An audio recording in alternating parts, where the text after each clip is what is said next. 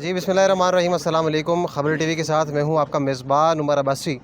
ख़वातीन हज़रात, इस वक्त सेनेटर हुमायूं अहमद साहब हमारे साथ मौजूद हैं, इनसे बात करते हैं। सर बताइएगा कि जो दो मुतालबात आपने पेश किए गवर्नमेंट के सामने, उसमें सीनियर जजेस का ज़िक्र है और उसमें सुप्रीम कोर्ट के सीनियर जजेस का अगर देखा जाए तो सबसे पहले जज जो है वो इस टाइम चीफ जस्टिस हैं और सेकंड जज हैं जस्टिस मंसूर अली शाह।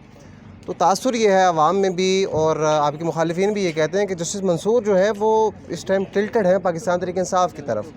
तो क्या आप जस्टिस मंसूर को जुडिशल कमीशन में शामिल करवा के अपने हक़ में फ़ैसला करवाना चाह रहे हैं? अच्छा, क्या ये नहीं इसका मतलब हो सकता है कि जस्टिस याया पीटीआई के ख़िलाफ़ हुआ है तो हम उनको शामिल करा के अपने ख़िलाफ़ फ़ैसला लेना चाहते हैं? मतलब आप आधा सच क्यों देख रहे हो? आप पूरा सच देखो ना। हम कह रहे हैं सीनियर मोस्ट, हमने ये नहीं कहा कि ABCDEFG।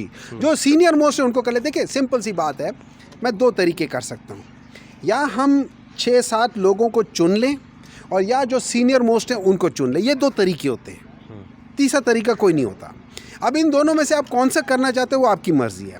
जब हम चुनेंगे तो हम कहेंगे कि यार इसको करना है, नहीं उसको करना है, नहीं उसको करना है। किसी पे आपको तनकीद होगी, किसी उनको तनकीद होगी। सीनियर मोस्ट को कर ले। सीनियर मोस्ट इसलिए होता है कि उन लोगों ने बहुत टाइम गुजार लिया होता है, इस किस्म के पेचीदा चीज़ों पे वो कर सकते हैं। ये बड़ी इंपॉर्टेंट चीज़ है। देखिए ये याद रखें हम क्यों कह रहे हैं। उनके 9 मई का हमारे ऊपर इल्ज़ाम है, हमने वो इल्ज़ाम अपने ऊपर से धुलवाना है, ठीक है। उसके अंदर एक एक चीज़ सबूत के लिहाज से होगी। जो जूनियर मोस्ट जज होता है उसको क्या पता कि इस क्या चीज़ें कैसी होती है, उसने अभी सीखना होता है। शुरू में जब आप किसी जॉब में जाते हैं आप इंडिपेंडेंट नहीं जाते, आप किसी सीनियर रिपोर्टर्स के साथ जाते हैं, फिर आहिस्ता आहिस्ता आप इंडिपेंडेंट होते हैं, फिर उसके बाद आहिस्ता तरक्की करते हैं। एकदम तो आपको सीधे जाके ऊपर कोई नहीं बिठाएगा ना, अनटिल अनलेस सिफारिशी ना हो, ठीक है। क्योंकि बाज़ जज तो डायरेक्ट चीफ जस्टिस भी बन गए थे, सत्यानाश मार दिया सारा पाकिस्तान का। सिफारिशी नहीं होना चाहिए। अब दूसरा ये हो सकता है कि हम देख लें कि कौन से लोग हैं जिन पे, देखिए आई एम श्योर ऐसे जजेस होंगे जिन पे हुकूमत को और तहरीक इंसाफ को दोनों एग्री करते होंगे, आप उनको उठा लें। मतलब आप कहते हैं सीनियर मोस्ट है, इन 3 को ना करो, इनमें से 1 या 2 बायस्ड हैं आपकी तरफ, तो वो कर देंगे, हटा देते हैं। हम सीनियर मोस्ट जो रिटायर्ड जजेस हैं, कितने ऐसे जजेस हैं जो इंडिपेंडेंट जजेस हैं, इंडिपेंडेंट, आप उनको कर लो अगर आप करना चाहते हो।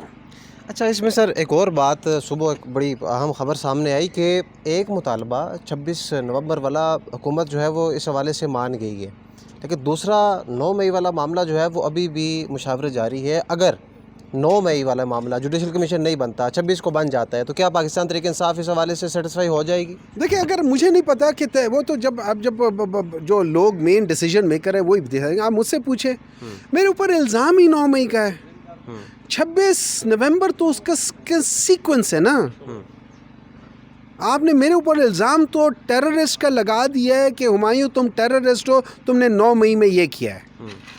उसके बाद तो फिर जो टेररिस्ट के साथ हो रहा है आप मेरे साथ कर रहे हो ना। 26 नवंबर में तो आपने मुझे गोलियां मारी हैं टेररिस्ट समझ के ना, तो मैं तो अपना असल इल्ज़ाम अपने ऊपर से हटाना चाहता हूँ। तो मेरे लिए तो 9 मई इंपॉर्टेंट है, मेरे लिए तो 26 नवंबर इसलिए इंपॉर्टेंट है कि लोग कहते हैं गोलियां चली नहीं, कोई ज़ख्मी नहीं हुआ, सिर्फ पुलिस वाले ज़ख्मी हुए। इसका मतलब है कि अगर पुलिस वाले ही सिर्फ ज़ख्मी हुए तो इसका मतलब है जो क्राउड वाले थे वो पुलिस वाले से ज़्यादा अच्छे तरीके से चीज़ें हैंडल कर सकते। पुलिस वालों को भर्ती से निकालो, क्राउड में जितने लोग थे उनको पुलिस में भर्ती करो, क्योंकि वो बगैर ज़ख्मी हुए अपना काम कर जाते हैं। फिर तो पुलिस नालायक है। अच्छा, इसमें आखिरी बात जो है, आखिरी सवाल जो है वो मुज़ाकरात के हवाले से है और मुलाकात के हवाले से है, बैरिस्टर गौहर की मुलाकात।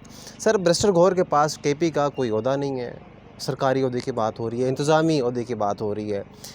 अगर आपने कहा कि चेयरमैन जो है वो पार्टी, बहुत बड़ी पार्टी का चेयरमैन, दूसरी बड़ी पार्टी या पहली बड़ी पार्टी का चेयरमैन, तो सर दूसरी पार्टीज़ का कोई चेयरमैन वहाँ पे नहीं पहुँचा, सिर्फ आपको ही इन्विटेशन आया, बैरिस्टर गौहर का जिक्र हो रहा है, वही गए। तो सर इसके पीछे जिसने इन्विटेशन दी उससे पूछे ना। नहीं, किसके पीछे? मुझे इन्विटेशन आई है तो मैं चला गया, मुझे क्या पता बाकियों को नहीं। हो सकता है वो बाकियों को इस काबिल ही ना समझते हो। वाह वाह। वो समझते हो कि उनसे ज़्यादा नालायक, निकम्मे, निकट्टू आज तक पैदा ही नहीं हुए, इन्होंने तो मुल्क तबाह किया है। हो सकता है वो चाहते हो कि यार ये PTI को हम लोग ठीक करें, कि यार असल तो यही लोग हैं जिन्होंने इस मुल्क को ठीक करना है। They don't want to even talk to the other people. मैं तो ये समझूंगा ना, वो इस काबिल नहीं थे, उनको इनवाइट नहीं किया, हम इस काबिल थे, हमें इनवाइट कर दिया। ये बड़ा हुस्न ज़न है। आप जो नहीं उसने जन किया, मैं तो देखें मैं प्रिजम्पशन पे कर रहा हूँ ना, आप प्रिज्यूम कर रहे हैं कि भाई उन्होंने सिर्फ आपको इसलिए किया है कि कोई और वजह होगी। मैं प्रिज्यूम कर रहा हूँ कि उन्होंने हमें इसलिए किया कि हम सबसे अच्छे थे, बाकी इस काबिल ही नहीं थे कि उनको इनवाइट किया जाए। अच्छा, एक तरफ मुलाकात चल रही है, तीन दौर हो चुके हैं। आपका कोई बिजनेस हो, उसको एक बंदा 3-4 दफ़ा डबो दे, 40 साल से डबो रहा हो, आप उसको दोबारा भर्ती करोगे?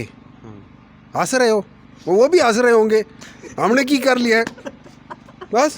अच्छा, आखिर में एक आम सवाल, आखिर में सर, आखिर में ये है कि मुलाकात वाला मामला तो चले निकल गया। अब मुझे ये बताएं कि मुज़ाकरात आर्मी के साथ, इस्टेब्लिशमेंट के साथ वाज़ेह अल्फाज में, या फिर हुकूमत के साथ? अभी आपने कहा कि हुकूमत के पास इख्तियार नहीं है, तो फिर सर 3 नशिस्तें करने का क्या फ़ायदा था? पहले ही कह देते आपके पास इख्तियार नहीं है, हम उधर जाके बैठेंगे। कभी एक गेम होती है ब्लफ, ठीक है, उसमें आप अगले से झूठ बोलते हो, अगले ने आपके झूठ पकड़ना होता है, ठीक है, उसको कहते हैं ब्लफ कॉल करना।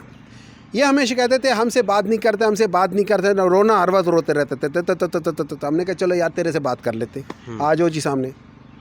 वाह, अब यूँ करके देख रहे हैं एक दूसरे को कि अब क्या करें। This is called bluff call करना। अब उनको उनकी औकात का पता चल जाएगा। बहुत शुक्रिया, अस्सलाम वालेकुम।